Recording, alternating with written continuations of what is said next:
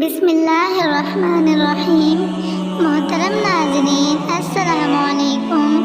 ایک دن حضرت یوسف علیہ السلام نے صبح اٹھتے ہی اپنے والد سے کہا، ابا جان، میں نے خواب میں 11 ستارے، چاند اور سورج کو دیکھا ہے جو مجھے سجدہ کر رہے ہیں۔ حضرت یعقوب علیہ السلام نے فرمایا، بیٹے، یہ خواب اپنے بھائیوں کو مت سنانا، ایسا نہ ہو کہ وہ دشمنی پر اتر آئیں۔ بیٹے، تم اپنے دادا اسحاق اور پردادا حضرت ابراہیم علیہ السلام کی طرح اللہ تعالیٰ کے یہاں بہت برگزیدہ ہوگے۔ اللہ تمہیں علم و حکمت اور بہت سی نعمتیں عطا کرے گا اور تمہارا مستقبل بڑا روشن ہوگا۔ ادھر یوسف علیہ السلام کے دوسرے بھائی جو حضرت یعقوب علیہ السلام کی دوسری بیوی کی اولاد میں سے تھے، ایک دن ایک جگہ پر اکٹھے ہوئے اور کہنے لگے، ابا جان ہمارے مقابلے میں یوسف علیہ السلام کو بہت زیادہ چاہتے ہیں اور یہ ہمارے لیے بڑی توہین کا باعث ہے، کیونکہ بہرحال ہم بڑے ہیں۔ آؤ ایسا کرتے ہیں کہ حضرت یوسف علیہ السلام کو باپ کی آنکھوں سے اجل کرنے کے لیے اسے کسی دور دراز جگہ پر چھوڑ آئیں۔ اسی طرح ابا جان اس کی غیر موجودگی میں ہمیں بہت اہمیت دینے لگیں گے۔ یہ طے کرنے کے بعد وہ حضرت یعقوب علیہ السلام کے پاس آئے اور کہنے لگے، ابا جان، کیا وجہ ہے کہ آپ یوسف علیہ السلام کے بارے میں ہم پر اعتماد نہیں کرتے اور اسے ہمارے ساتھ آنے جانے سے روکتے ہیں؟ کیا ہم نے کبھی حضرت یوسف علیہ السلام کو کچھ کہا ہے؟ ہم تو ہمیشہ اس کے خیر خواہ ہیں۔ کل ہم نے سیر کا پروگرام بنایا ہے، آپ یوسف علیہ السلام کو بھی ہمارے ساتھ جانے کی اجازت دیں کہ وہ بھی ذرا گھوم پھر آئیں۔ ہم وعدہ کرتے ہیں کہ ہم اس کی پوری حفاظت کریں گے۔ حضرت یعقوب علیہ السلام کہنے لگے، بیٹو، یوسف ابھی بچہ ہے، وہ ابھی کھیل کود میں تمہارے برابر کا نہیں ہوا اور جنگل میں بھیڑیے بہت ہیں۔ مجھے ڈر یہ ہے کہ تم اپنے کھیل میں ایسے مگن ہو جاؤ کہ اسے اکیلا چھوڑ دو اور خدا نہ کرے کہ اسے کوئی نقصان پہنچے۔ بیٹے ہنستے ہوئے بولے، کیا ابا جان، آپ نے ہمیں اتنا ناپختہ سمجھ رکھا ہے؟ اگر ہمارے ہوتے ہوئے یوسف کو بھیڑیا اٹھا لے جائے تو ہم کس کام کے؟ ایسا کبھی نہیں ہو سکتا۔ اسی طرح انہوں نے حضرت یعقوب علیہ السلام کو منا لیا اور یوسف کو ساتھ لے جانے میں کامیاب ہو گئے۔ وہ ایک بیابان جنگل میں آ گئے جہاں نہ حضرت یعقوب علیہ السلام تھے اور نہ کوئی، اور دیکھنے والا بھی کوئی نہ تھا۔ انہوں نے حضرت یوسف علیہ السلام کی قمیص اتروا لی اور اسے ایک کنویں میں ڈال دیا تاکہ کوئی قافلہ وہاں سے گزرتے ہوئے اسے نکال لے اور اپنے ساتھ لے جائے۔ حضرت یوسف علیہ السلام کو کنویں کے اس اندھیرے میں بھی اللہ تعالیٰ کے فضل و کرم پر بہت بھروسہ تھا اور وہ ان کا ذکر کرتے رہے، البتہ باپ کی جدائی میں آنسو بہاتے رہے۔ ان کے دل میں سے بار بار یہ آواز آتی تھی کہ یوسف علیہ السلام، گھبراؤ مت، حالات کبھی بھی ایک جیسے نہیں رہتے۔ تمہارے یہی بھائی جنہوں نے تمہیں اتنا ظلم کا مظاہرہ کیا، ایک دن شدید حالی کا شکار ہوں گے اور تیرے دروازے پر آئیں گے۔ اس وقت یہ اپنی جہالت اور بدعمالی پر سخت شرمندہ ہوں گے۔ شام ہوئی تو بھائی گھر لوٹے اور مگرمچھ کے آنسو بہاتے ہوئے حضرت یعقوب علیہ السلام سے کہنے لگے، ابا جان، آپ بالکل سچ کہہ رہے تھے۔ ہم دونوں بھائی دوڑ لگا رہے تھے اور یوسف علیہ السلام کو اپنے سامان کے پاس چھوڑ گئے۔ جب ہم واپس آئے تو دیکھا کہ یوسف علیہ السلام کو تو بھیڑیا لے گیا ہے۔ ابا جان، آپ ہماری بات کا یقین نہیں کریں گے اور یہی کہیں گے کہ ہم جھوٹ بول رہے ہیں۔ یہ دیکھیے، حضرت یوسف علیہ السلام کے خون آلود قمیص اپنے ساتھ لائے ہیں۔ حضرت یعقوب علیہ السلام بہت رنجیدہ ہوئے اور فرمایا، ایسا نہیں ہے، بلکہ تم نے کوئی چال چلی ہے۔ بہرحال صبر کے علاوہ اور میں کیا کر سکتا ادھر ایک قافلہ وہاں آ کر رکا۔ پانی تلاش کرنے والا کنویں کی طرف آ نکلا۔ اس نے ڈول کنویں میں ڈالا اور یوسف علیہ السلام نے ڈول کو پکڑ لیا اور اسی طرح کنویں سے باہر آ گئے۔ وہ پانی کی بجائے ایک خوبصورت لڑکے کو دیکھ کر باغ ہو گئے اور یوسف علیہ السلام کو لے کر قافلے کی طرف لوٹے۔ سب قافلے والے بہت خوش ہوئے۔ انہوں نے سوچا کہ اس لڑکے کو مصر لے جائیں اور بھاری قیمت پر بیچ ڈالیں۔ وہ ایک دوسرے کو کہنے لگے کہ ذرا احتیاط سے کام لیں، ایسا نہ ہو کہ کسی کو پتہ چل جائے اور اس کو ہم سے چھین لے۔ یوسف علیہ السلام کے بھائی اگلے دن صبح کنویں کی طرف آئے تاکہ معلوم کریں کہ یوسف علیہ السلام پر رات کیسی گزری۔ انہوں نے وہاں پہنچ کر کیا دیکھا کہ ایک قافلے نے یوسف علیہ السلام کو کنویں سے نکال لیا ہے۔ انہوں نے قافلے والوں سے بات چیت کی اور ان سے یہ کہا کہ یوسف علیہ السلام ان کے غلام ہیں، مگر ہر روز گھر سے بھاگ جاتا ہے اور وہ اس سے تنگ آ گئے ہیں اور اس کو اپنے پاس ہرگز رکھنا نہیں چاہتے بلکہ اسے بیچنا چاہتے ہیں۔ اس طرح انہوں نے اپنی باصلاحیت نیک اور خوبصورت بھائی کو چند روپے کے بدلے میں بیچ ڈالا۔ قافلہ مصر پہنچا۔ مصر کی عوام اپنی ضرورت کی اشیاء خریدنے کے لیے قافلے والوں کے پاس آئی۔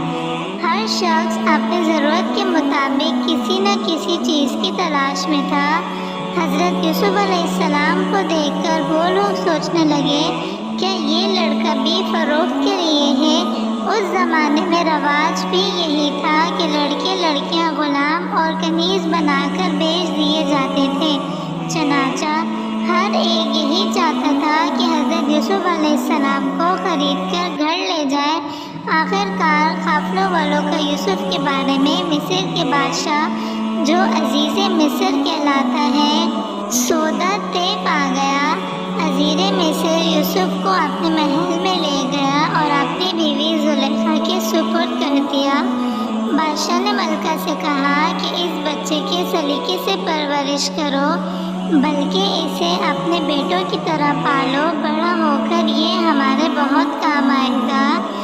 اسی طرح اللہ تعالیٰ نے حضرت یوسف علیہ السلام کو کنویں کی اذیت ناک فضا سے نکال کر شاہ مصر کی آرام دہ اور خوبصورت محل میں پناہ دی تاکہ لوگ دیکھیں کہ وہ کس طرح علم و حکمت حاصل کرتے ہیں اور کیسے اپنے کردار کی حفاظت کرتے ہیں۔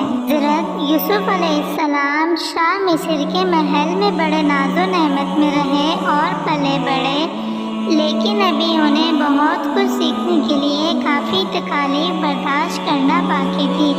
وہ توحید پرست، عقل مند اور خوبصورت نوجوان تھے۔ انہیں مصری عوام کا بدکاریوں والا رہن سہن بالکل پسند نہیں تھا۔ وہ بہت پرہیزگار تھے۔ ایک دن ملکہ مصر زلیخا نے ان سے کہا، یوسف تم دوسرے جوانوں کے مقابلے میں بہت زیادہ خوبصورت ہو، مگر تمہاری پاکیزگی اور پرہیزگاری حد سے بڑی ہوئی ہے۔ تم بھی یہاں کے لوگوں کی طرح زندگی بسر کرو۔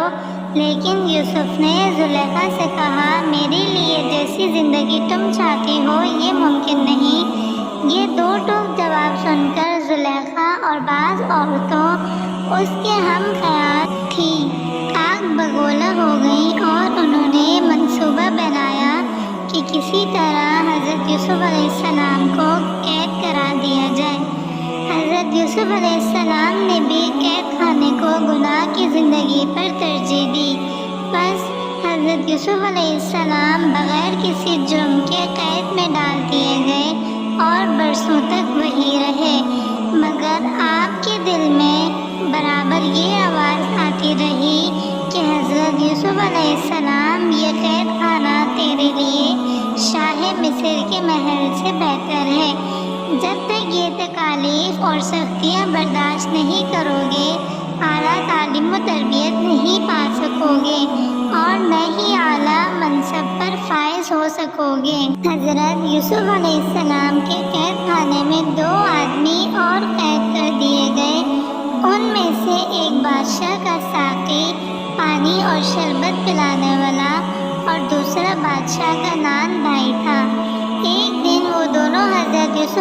अलैहिस्सलाम के पास आए और कहने लगे, भाई आप बड़े नेक और अच्छे आदमी हैं, हम दोनों ने ख्वाब देखा है, भला इसकी ताबीर तो बताएं। हज़रत यूसुफ अलैहिस्सलाम मुस्कुराते हुए फरमाया, क्यों भाई, तुमने क्या ख्वाब देखा है? एक कहने लगा, मैंने देखा है कि मैं बादशाह के दरबार में हूँ और उनके लिए शरबत बना रहा हूँ। दूसरा कहने लगा, मैंने ये देखा है कि मैं रोटियों का थाल सर पर रखे हुए और परिंदे इसमें से खाए जा रहे हैं। हज़रत यूसुफ अलैहिस्सलाम ने फरमाया, आओ थोड़ी देर बैठते हैं, कुछ बातें करते हैं और खाना आने तक आपके ख्वाब की ताबीर भी बता देंगे। हज़रत यूसुफ अलैहिस्सलाम यूँ कहने लगे, भाइयों, मैं इस शहर में खुशहाली ज़िंदगी बसर कर रहा था, लेकिन मैंने इस शहर की आवाम जो न सिर्फ अल्लाह ताला को मानती है और न ही इनको आखिरत की कोई फ़िक्र है, मुझे तो सज़ा के तौर पर इस कैद खाने में डाल दिया गया है। भाइयों, मैं हज़रत याकूब अलैहिस्सलाम और हज़रत इसहाक़ अलैहिस्सलाम और हज़रत इब्राहीम अलैहिस्सलाम के दीन मुक़द्दस का पैरवी हूँ। हम अल्लाह ताला के साथ किसी को शरीक नहीं करते और सिर्फ़ अल्लाह पाक की इबादत करते हैं। बेशक ये दीन मुक़द्दस हमारे और तमाम अवाम के लिए एक बड़ी नेमत है, अगरचे लोग इसका एहसास नहीं करते। भाइयों, क्या ये सही नहीं कि तुम लोगों ने खुदा वाहिद को भुलाकर बुतों और अपने रखे हुए चंद नामों की इबादत करते हो, मगर अल्लाह ताला का अब्दी और मजबूत दीन यही है। मगर अफसोस के लोग नहीं समझते। बहरहाल मैं तुम्हारा ज़्यादा वक्त नहीं लेता और अब ख्वाब की ताबीर बयान करता हूँ। सुनो, तुम में से जिसने ये ख्वाब देखा है कि बादशाह के लिए शरबत तैयार कर रहा है, वो जल्द रहा कर दिया जाएगा और अपने पुराने काम में लगा दिया जाएगा। अलबत्ता जिसने ये ख्वाब देखा है कि परिंदे इसके सर पर रखी हुई रोटियां खा रहे हैं, इसको तख्तादार पर लटका दिया जाएगा। ये थी वो ताबीर जो तुम लोग मालूम करना चाहते थे। हज़रत यूसुफ अलैहिस्सलाम ने उस आदमी से जिसके बारे में उन्हें यकीन था कि निजात पाएगा, वो अपने पुराने मनसब पर लौट दिया जाएगा, छुपके से कहा, जब तुम दोबारा बादशाह के दरबार में आने या जाने लगो तो किसी दिन उनसे कहना कि बेगुनाह कैद खाने में पड़ा हुआ शायद मेरी रहाई का कोई रास्ता निकल आए। मगर वो भूल गया और उसने शाह मिस्र से हज़रत यूसुफ अलैहिस्सलाम का कोई जिक्र ना किया। इसी तरह हज़रत यूसुफ अलैहिस्सलाम एक मुद्दत तक कैद खाने में इस तरह पड़े रहे कि उनका भी उन पर साना हाल ना हुआ। यूसुफ अलैहिस्सलाम की शानदार बचपन की कहानी में वो अपने वालिद की मोहब्बत और उनकी तालीमों का फ़ायदा उठाते हैं। वो अपने भाइयों की जलन और हसद का सामना करते हैं और उनकी बढ़ते हुए दिन के साथ मिस्र के मुल्क में कुदरती काबिलियतों का इजहार करते हैं। इनकी ज़िंदगी का ये हिस्सा कुरान ने एक इंसान